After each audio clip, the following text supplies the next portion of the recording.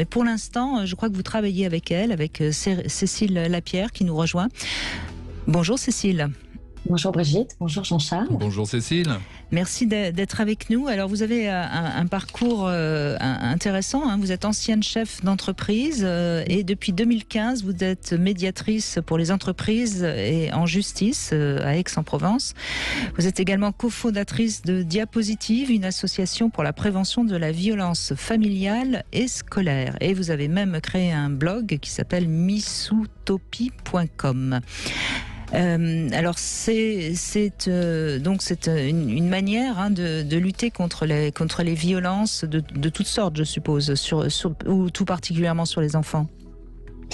Non, l'idée moi j'aime l'idée de pas du tout genrer la problématique de violence.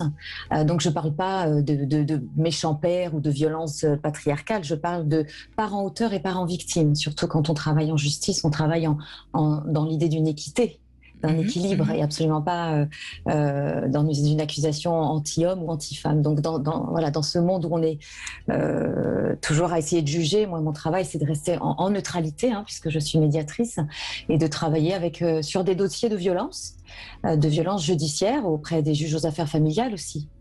C'est vrai qu'on est confronté avec Jean-Charles, lui dans son accueil des victimes du côté psychanalytique et moi du côté judiciaire, au même type de victimes, mais que nous traitons pas de la même manière entre guillemets.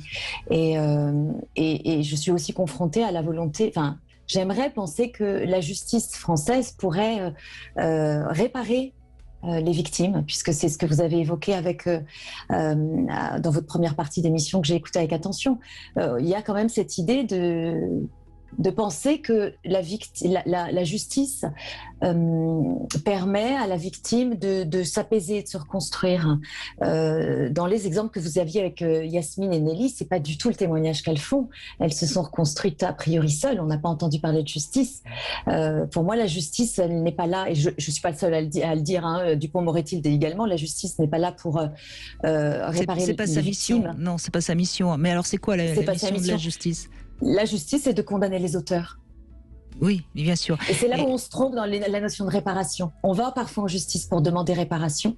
Or, je suis totalement d'accord avec vous, mais c'est pourtant on a plutôt tendance actuellement à conseiller aux victimes d'aller en justice pour se réparer.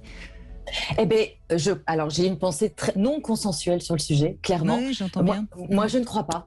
Je crois qu'en plus, pendant la durée pendant le temps du procès, le temps judiciaire qui est très long en France, entre 2 et 5 ans suivant les affaires, pendant ce temps-là, ça permet pas de faire un deuil, ça permet pas de progresser, ça permet pas d'avancer sur un projet personnel et de reconstruction. Oui, parce qu'on attend tout du verdict, et donc on reste suspendu à la décision de justice. Et en plus, on est très souvent déçu par le verdict, justement, qui n'est jamais à la hauteur de nos espérances, donc qui ne répare finalement jamais totalement. Très souvent, en tout cas. C'est ça. Dans les dossiers que je traite, les gens ressortent avec des condamnations des auteurs, mais absolument pas avec une réparation. La réparation, elle se fait éventuellement dans ce qu'on appelle aujourd'hui la justice restaurative, qui met en miroir des auteurs et des victimes autour de la table et qui se parlent et qui se disent pour se réparer. Mais une condamnation ne permet pas aux victimes de trouver la paix, puisqu'en plus, c'est quelqu'un d'autre que vous qui décidez, une fois de plus.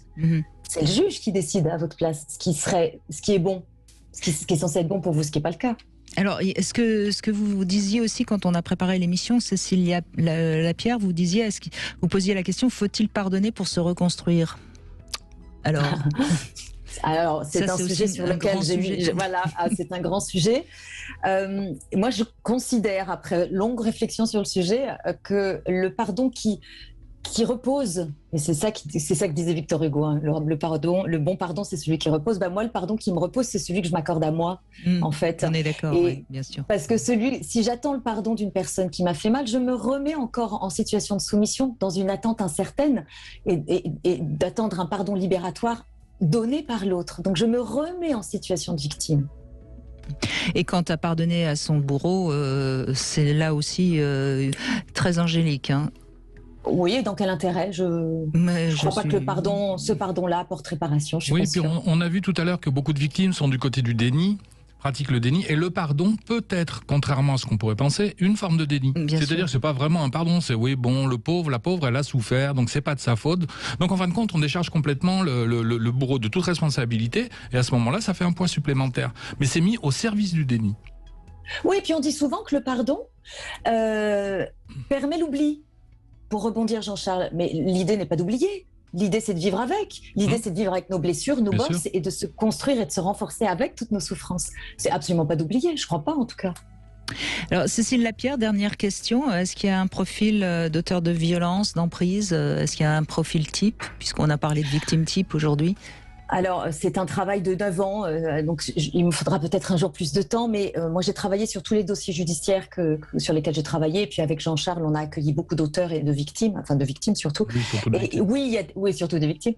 Oui, il y a des profils. Il y a des profils qui sont qualifiés médicalement, et il y a des profils que l'on trouve avec des comportements et des stéréotypes d'action et de comportement. Donc ces dossiers, ces auteurs, on peut les voir dans les dossiers judiciaires parce qu'ils agissent de la même manière avec le même type de comportement.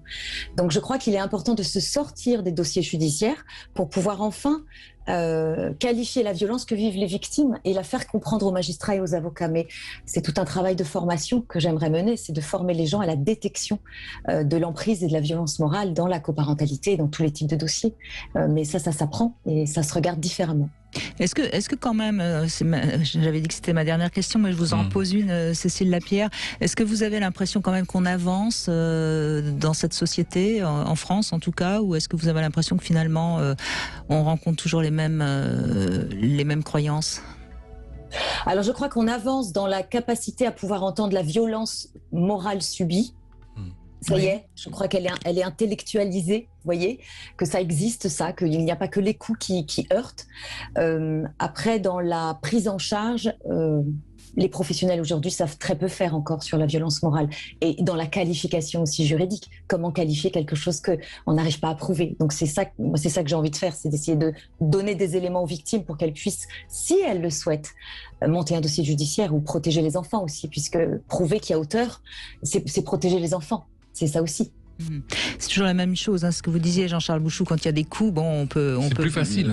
On les montre et ça, on montre déjà on les voit. Parce que là, on peut pas être dans le déni. Quand on a un bleu, on a un bleu, quoi. Alors que dans les violences morales, effectivement, ce sont des violences invisibles. Et les violences invisibles, pour les démontrer en droit, et il faut se mettre un petit peu à la place des juges aussi. Imaginez que vous soyez juge et quelqu'un vient vous voir en disant, voilà, l'autre me fait subir des violences invisibles. Est-ce que c'est vrai, est-ce que c'est pas vrai? Le juge, lui, il a besoin de faits, il a besoin de choses caractérisées. C'est clair, tout le monde lui ment, de toute façon. Oui. Il faut se mettre un petit peu à sa place aussi, parce que ça existe, le mensonge. Il y a des gens qui viennent et qui se font passer pour des victimes, alors qu'en réalité, elles sont le bourreau. C'est pour ça, c'est ce que je dis aux magistrats, qu'il ne faut pas regarder le dossier judiciaire pour pouvoir voir s'il est en prise. Il faut dézoomer et regarder toute l'histoire du couple. C'est l'histoire dans la temporalité du couple qui pourra nous donner des indicateurs un petit peu plus fiables et ce qu'on appelle un indice de présomption, une présomption d'indice pour qualifier la violence. Mais c'est un long sujet. Eh bien, on en reparlera en tout cas. Merci beaucoup, Cécile Lapierre. Vous avez un blog, missutopie.com. On le retrouvera bien sûr sur sudradio.fr.